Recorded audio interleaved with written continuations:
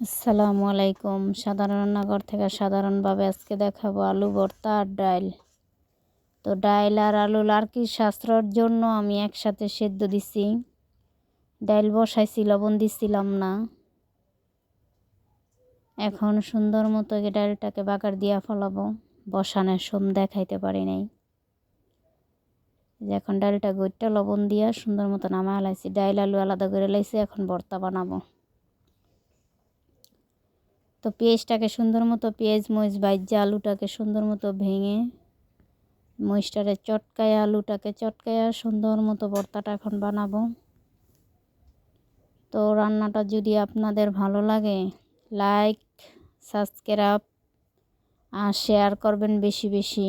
আমার চ্যানেলটা নতুন, কেউ লাইক, শেয়ার, কমেন্ট ও সাবস্ক্রাইবও করেন না।